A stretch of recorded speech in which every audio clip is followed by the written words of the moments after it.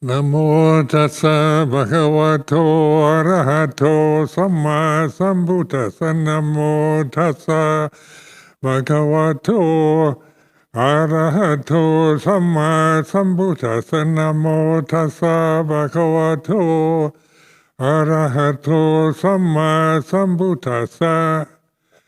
Aparutade sangamatassa tavara ye sodavanta bamunjantu satang.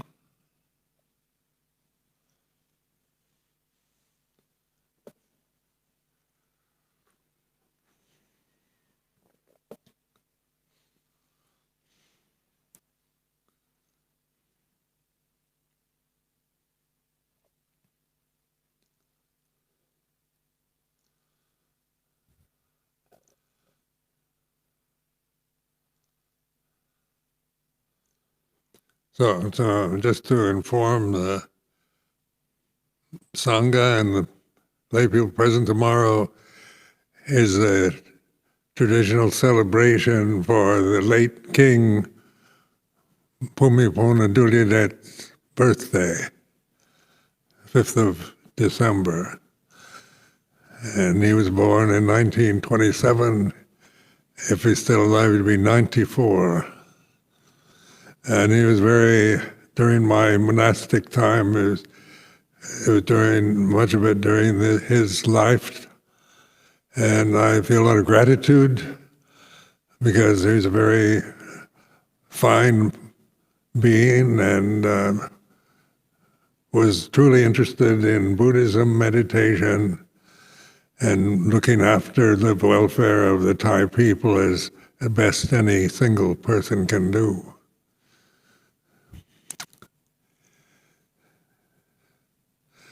So it's strange being an American where Americans always pride themselves on the fact that we don't have royalty, kings or queens, and we separated from Britain to get away from monarchies. And yet in most of my life I've lived under monarchies, either here in the UK or in Thailand.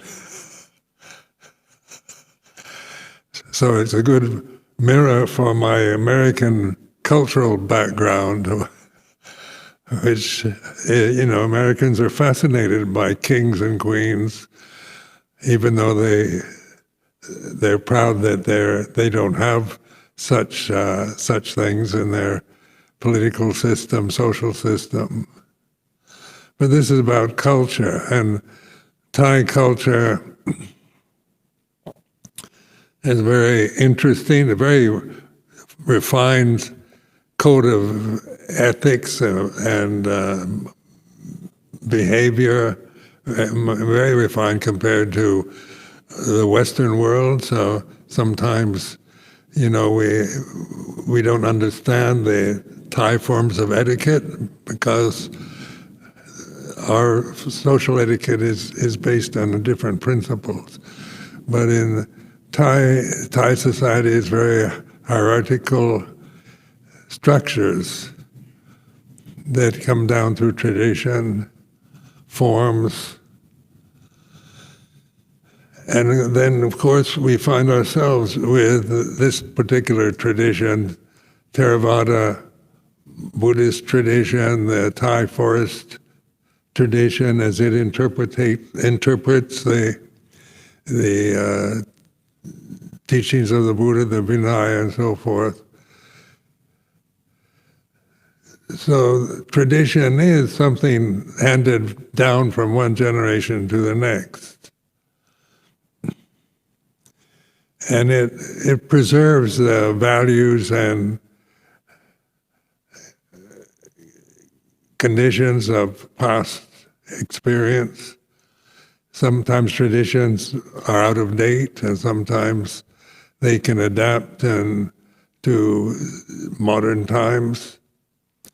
And so in this tradition, we try to bring an ancient tradition into a modern European country.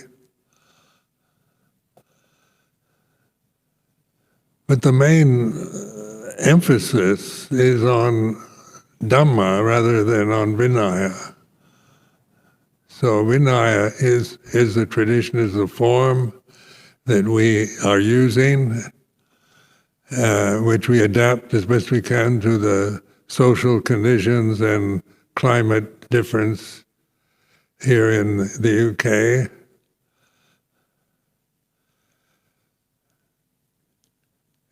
And all traditions are forms, so they're impermanent, they're anicca, dukkha, anatta. So this is just trying to emphasize the importance of forms, because that's what we tend to identify with our forms. Like the ego, the sense of a separate self, is a strong belief and identity with the physical body that one claims as one's own. And so when you're born, when a newborn baby appears, manifests into the world, it has the form of an infant human.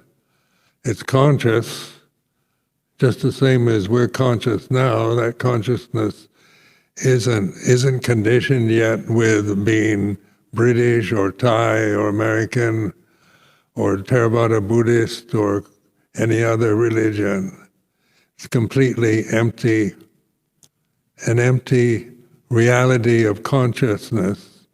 And so the baby, has instinctive intelligence for survival. So it can cry when it needs attention, when it's hungry, when it's tired.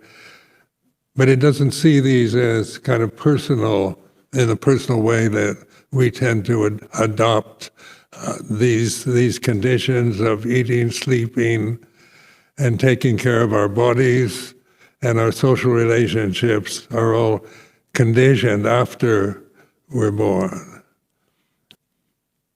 So just to point to pure conscious awareness that is natural, it isn't personal, that a newborn infant has. The infant itself isn't conditioned yet by the society, by the culture, by the religion. But its consciousness is the same as ours. So this consciousness that we're experiencing now is one consciousness, universal consciousness. And then the separate forms manifest in consciousness. So the newborn infant is conditioned by, usually in most cases, the mother has the most influence in its early years. And so then the father and the brothers, sisters, family, and social identities that it acquires through conditioning, not through intention, not through any kind of intention on its own. It just takes to what's offered, and that's innocence. Innocent, like a newborn baby is innocent. So then when especially in your teens, you are no longer innocent. You start questioning. You're beginning to sexually mature and feel the forces of your body change in a way that is just natural to the male body. Female body is like this. So then we have various views about that, about what is right and wrong and proper and acceptable, unacceptable. So the conditioned realm is about what's right and wrong, what's true and false, good and bad. This is all phenomena, sankharas, that in this particular situation we begin to see in an objective way rather than in a personal way. The suffering in the First Noble Truth is about taking all this personally, seeing it always in terms of personal identity. Our feelings are personal, our memories are personal, our body is is very personal to us. And so in meditation, in bhavana, we're questioning this personality that we've acquired after we're born, when we're still innocent, before we lose our innocence. Now, a newborn baby just has the wisdom of survival, but innocence is easily corrupted. So in children, there's so many problems around raising children, and children are, the kind of in that innocent form and just, absorb what's available to them at the time, whether it's good or bad, right or wrong. Now, the breaking through the illusions of identity with the forms, then we return, we begin to recognize, we've never lost, it's not that we've returned to anything, but we begin to realize pure consciousness before it was ever conditioned by culture, by the ego, by religion, by anything at all. So that's wisdom, the path of wisdom. When we begin to wisely reflect on the way things are, then the problems that we create about ourselves as separate individuals, our past, our hopes for the future, our identities with the conditions of the body, speech, and mind, when we begin to see these as objects in consciousness that arise and cease, then there's wisdom available to every single one of us. It's natural wisdom. It's not acquired wisdom. So the Buddhist teachings, as they've been handed down through these centuries, through tradition, are teachings pointing to pure conscious awareness in the present moment. So that's why Buddhism is something that speaks well for the modern time. People have criticized religion in general, like they're all ancient teachings, and society has changed considerably from the time of the Buddha, 2,564 years ago. It's, we have science and psychology, and the West has done a kind of marvelous, magical investigation of phenomena. So we have, as we experience in modern life here at Amaravati, the technology that is so much a part of our life these days, just flying in airplanes and so forth is, quite amazing when you think of 100 years ago this would not be available to most of us. So the modern Western society especially kind of developed this investigation into phenomena because it still believes that we are a phenomenon as a separate, independent form.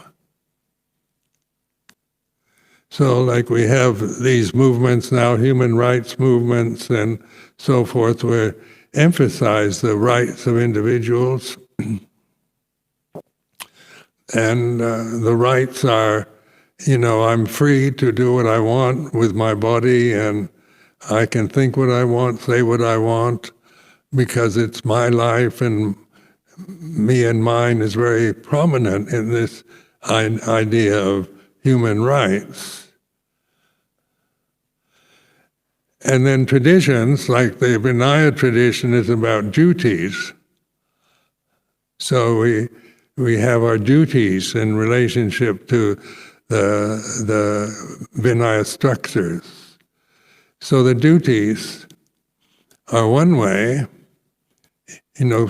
prescribed through the traditional Vinaya, and the rights are then, the idea of human rights is based on the individual right to be who they are, do what they want, make their own decisions, and live freely, the idea of being free to do exactly what you feel like doing.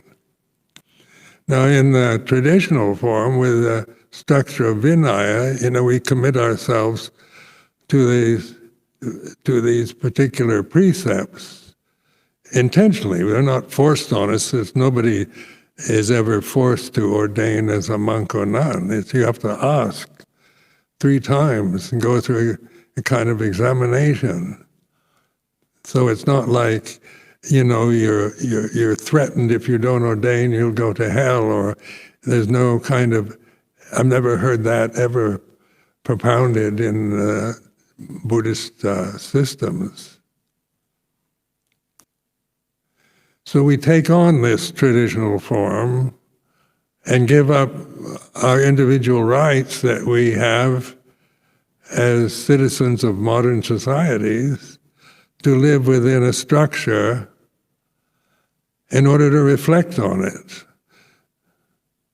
Because the structure itself is impersonal. It's not about trying to develop an ego about whose Vinaya is the best.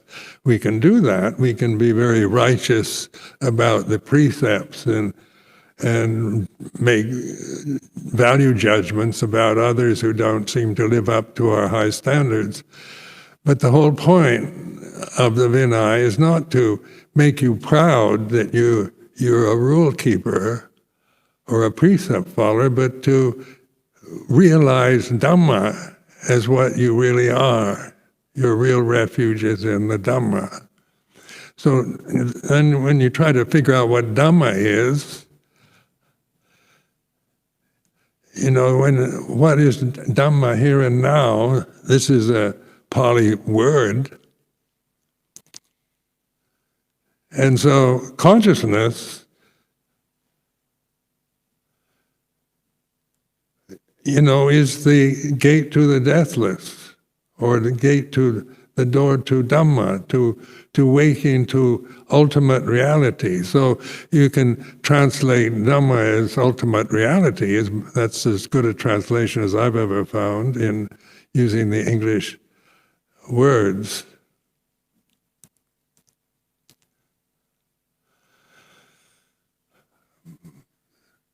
And in this tradition, then we can live together as a sangha. If this was all about human rights, I'm free to say what I want, do what I want. I am, as an individual, I have a right to a sex life, to carrying money, to be free to say whatever I feel like saying, and protesting in movements and taking political sides. These are all human rights. And for democracy and individual freedom, these are all, high-minded ideals. But this idea of me as a human body in a society proclaiming that my body is my own affair and not yours, you can't tell me what to do with it, is sakyaditthi. That's the big delusion that prevents enlightenment.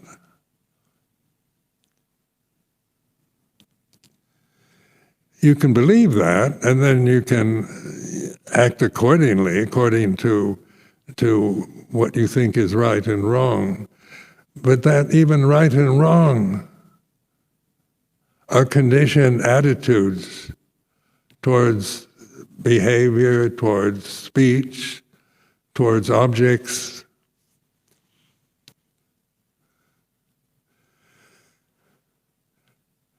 So then, in investigating Dhamma, apparent here and now, timeless, encouraging investigation, This is we chant this in the morning, evening pujas. Santitiko akaliko ehi pasiko opanayiko bhajatang vaitidapo inuhe. Then freedom then isn't about being free to do and say what we feel like doing and demanding our rights at the expense of everyone else. We actually begin to see the suffering we create by clinging to views about ourselves.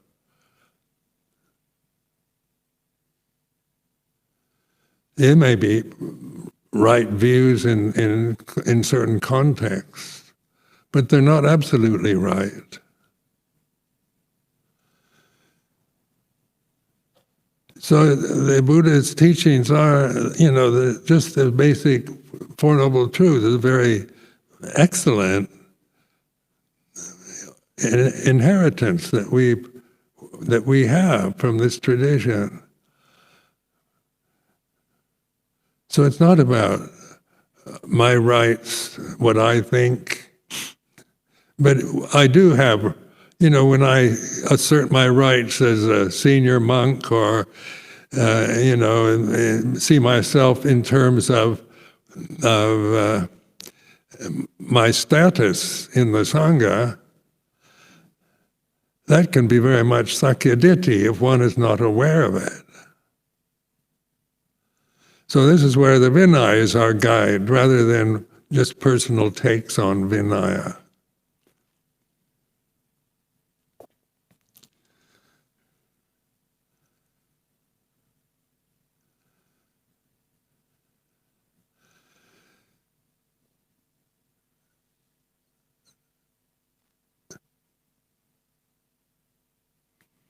Now the pure consciousness doesn't have a word, doesn't have judgment, doesn't have a vocabulary. So it's empty. It doesn't speak Pali or Sanskrit or any of those ancient languages, nor English, nor any other language.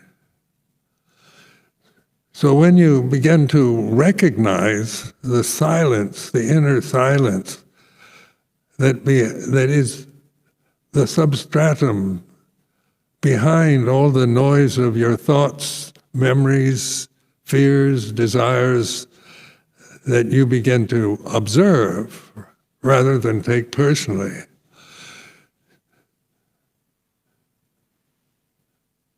This is what apparent here and now is. It's not something, you don't acquire it. You have it already, but the avijja, the ignorance of it, is your conditioned attachment to the forms of your own body, of your own memories, thoughts, views, opinions, cultural biases, racial biases, gender biases. All these are separate us.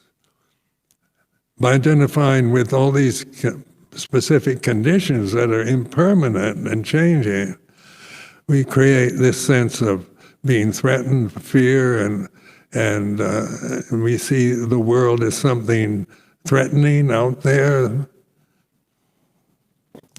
because we aren't in what we call our real home. We're kind of strangers in a jungle, which can be quite frightening. So fear is a result, to fear what others think, to fear making a mistake, to fear all kinds of possibilities for pain or disease or suffering. Because on the conditioned realm, fear is a kind of primal experience. There's a lot to fear.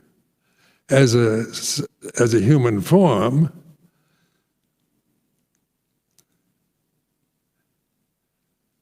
through the media now, we get all this news about shootings of people in protest movements and and mass murders and the famines and wars going on in the Middle East, and we hear, about the deaths of hundreds, thousands of innocent people, children. They emphasize the loss of children, especially. That brings up the emotions.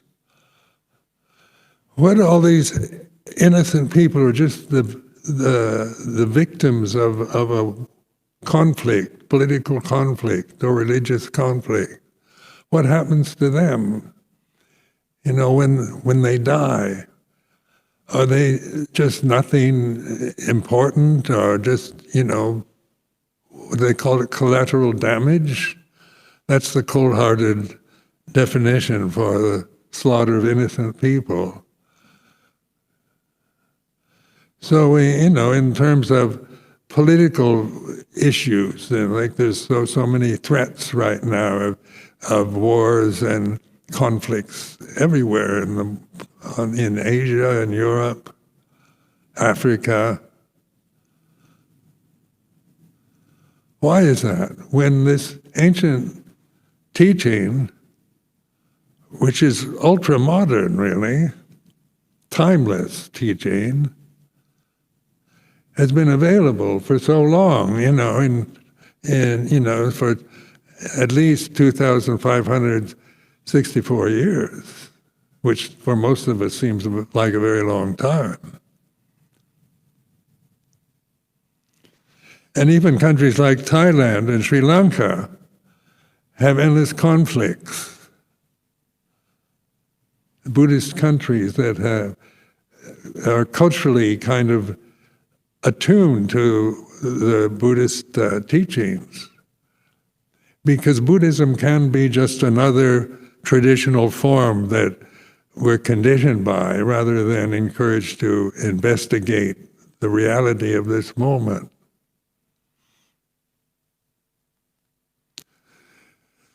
So formal religions, the problem is with them is that they become merely traditional forms rather than means of liberation from forms. Where I assume that the basic purpose of religion and its origins is to be liberated from the limitations of forms and to realize ultimate reality. But the form, like all traditions, are words, they're forms, they're conventions. And of course they have, when you kind of appreciate religious, the ideas behind the forms and the conventions. But if you attach to a particular convention out of ignorance, then you see the other forms, the other religions as threats, as heretical, as evil, as wrong. So this is what happens with them when you're attached to your thinking mind. You're always caught in this dualistic battle between right and wrong.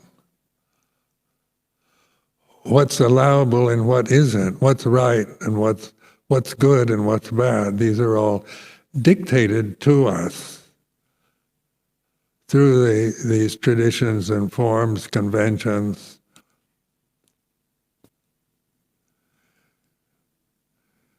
But in our particular tradition, it's based on sammaditthi, or right understanding, perfect understanding.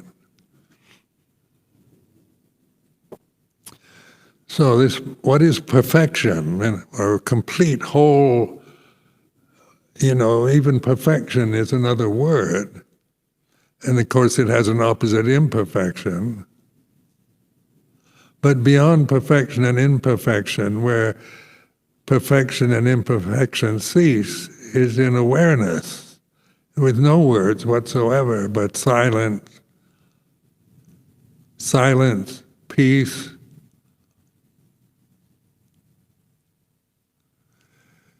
So pointing to this silence behind the thoughts, behind the emotions. That's the very basis of our being. It's what we really are, all of us.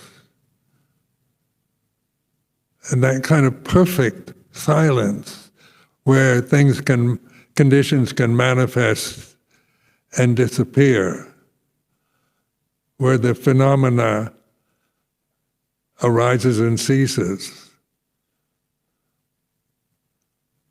Where is that right now? Where is that ultimate reality at this very present moment? It's here and now, apparent here and now, timeless. So I found a saying last year, which I have notes on my desk. This open unknowingness, notice this open unknowingness is what we are and not something we know. So trying to know consciousness is futile. You can't know consciousness because that's what we are. You can know there's a knowing, but there's no knower, and there's nothing known. So just this word to know, conscious isn't just a void of nothingness, but it is peaceful. And it's apparent here and now.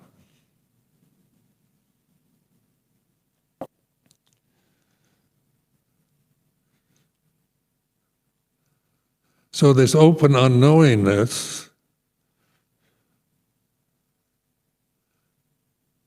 is what we are, not something we can know.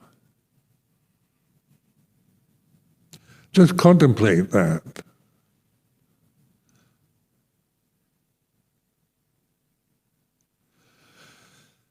We're used to using the word know about things, about colors, about conditions, about forms.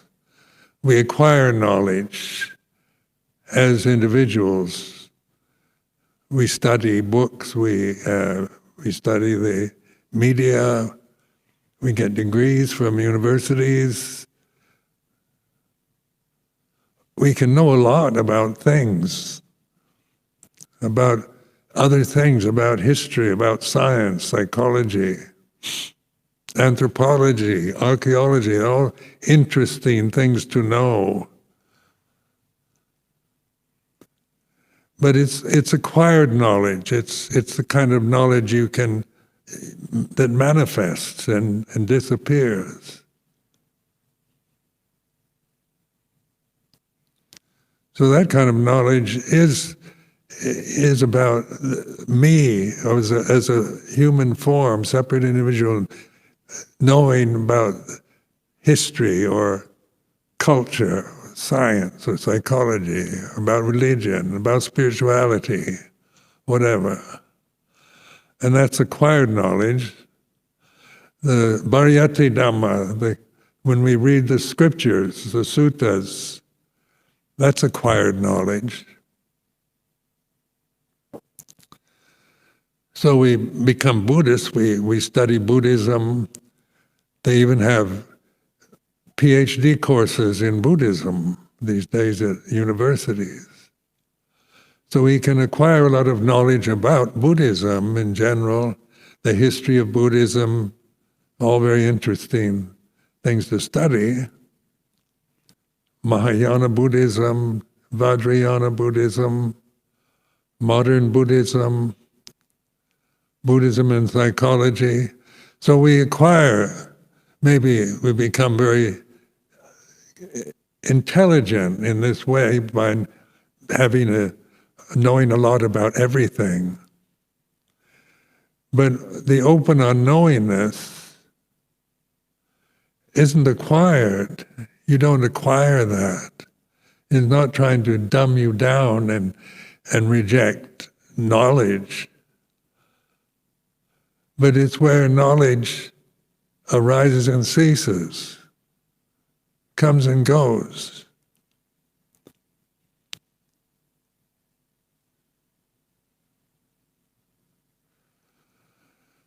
So in this way, this open unknowingness, it's liberation, it's freedom. Even if you're illiterate, or you don't have a good memory, these are not obstructions towards enlightenment.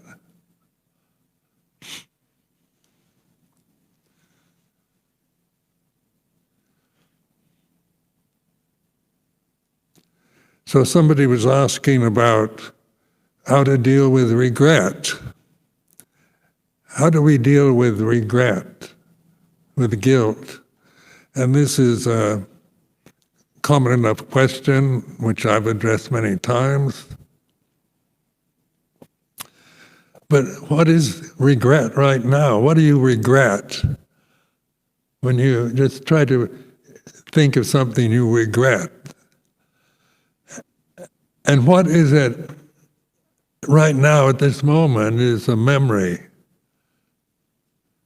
Some view about the past, something you said or did that you shouldn't have said or done, or you should have done better, or you weren't clever enough or good enough or sensitive enough to be able to understand the situation.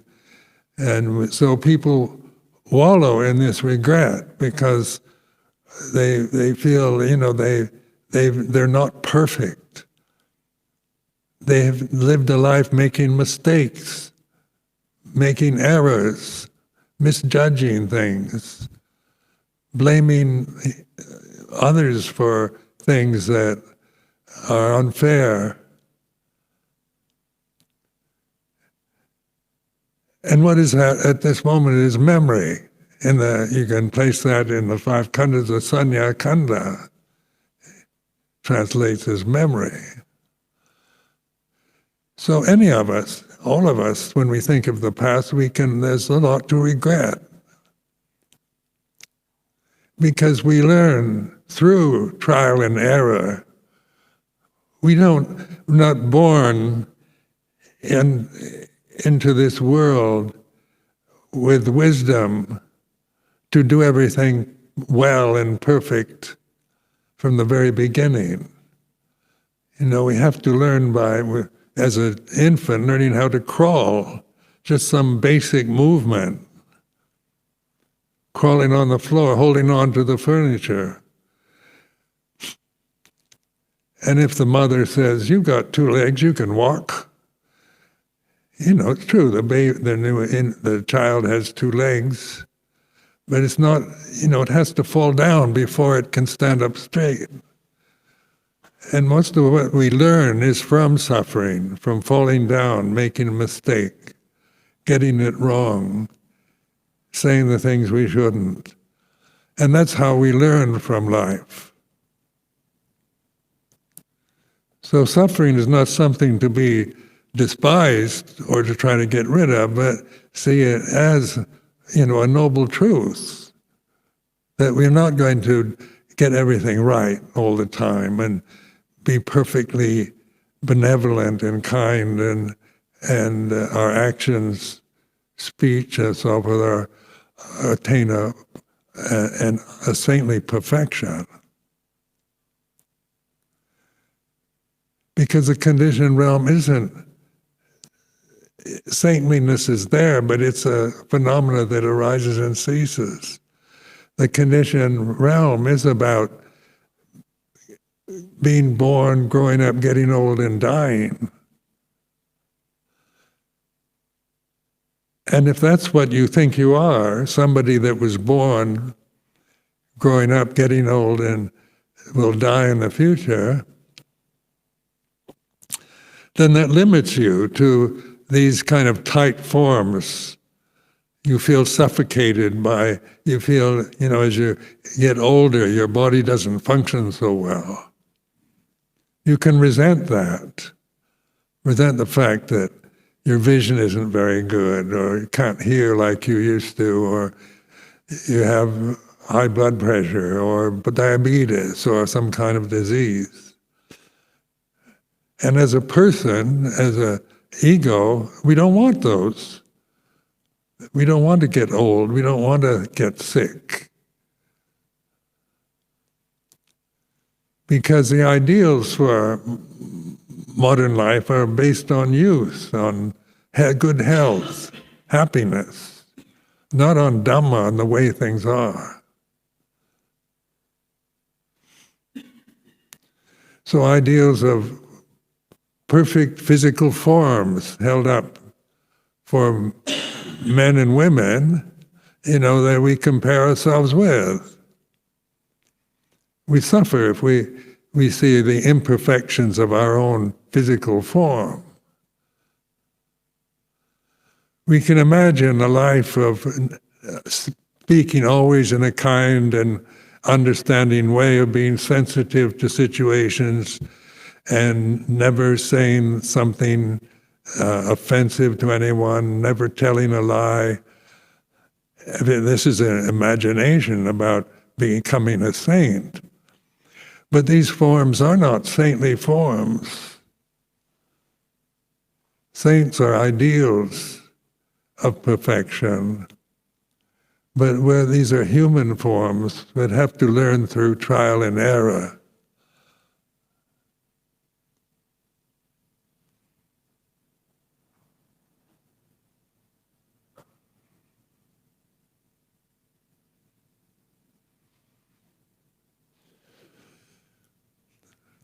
So this teaching about the Four Noble Truths is about being human. You can't really teach dogs or cats, horses or cows, Four Noble Truths.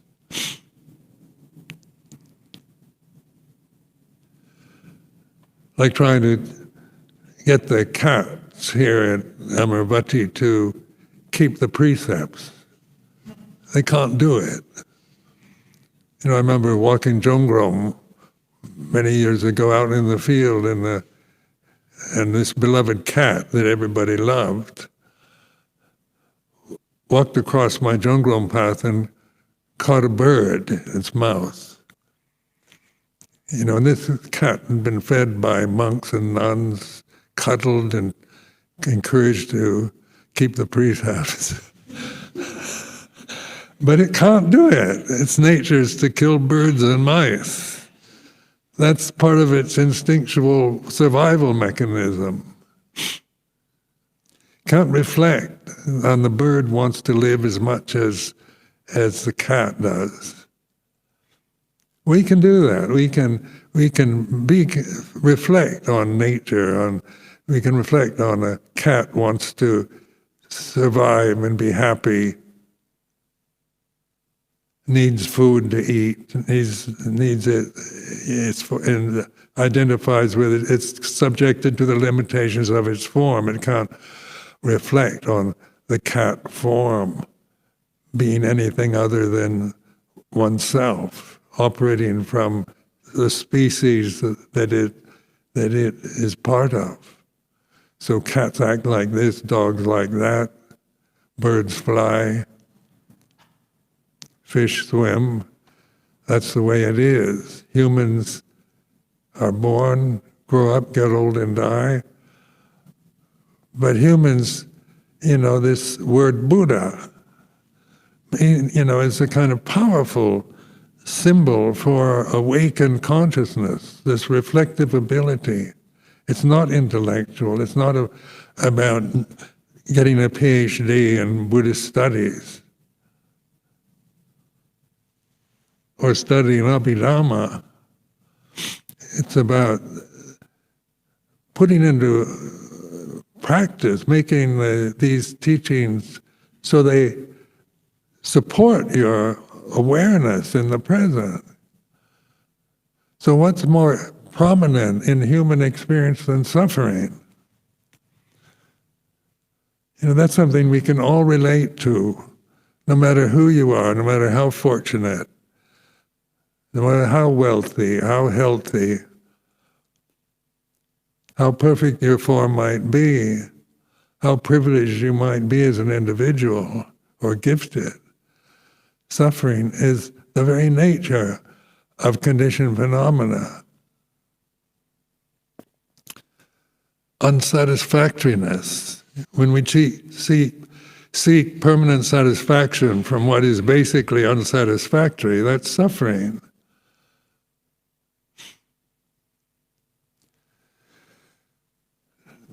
Now, when I talk like this, one can take a very, pessimistic view. Well, there's got to be a meaning to life, a purpose. What is the purpose of my life? Does life for an individual human being have any meaning? And when you hear the news about collateral damage, people in Yemen just being slaughtered, children, and starvation in Afghanistan and Ethiopia and so forth is just common news. All these people, what's the meaning and purpose of their life? Just because they happen to be in the way of a bomb or a killer soldier or something like that? Is that meaningless, or is there a purpose to their life? Where we all want meaning and purpose for our lives as individuals, because each of those individuals that were slaughtered as collateral damage must have felt some purpose for their life, as raising children, having a family, providing for family, all the usual ways that human beings identify with their duties, responsibilities, their cultural identities, their religious traditions. But meaning and purpose are ideals. Is the meaning to become enlightened, or the purpose for all of us is for us to become enlightened? Is that the purpose of human existence? So we can believe that. That's something to believe in. But in awareness, here and now, there's no purpose to it. It's beyond purpose or meaning. It's the open unknowingness, here and now. Not something we can know, because we are this knowing, this unknowingness, this peace, this silent peace that we begin to respect and understand and relax in, abide in.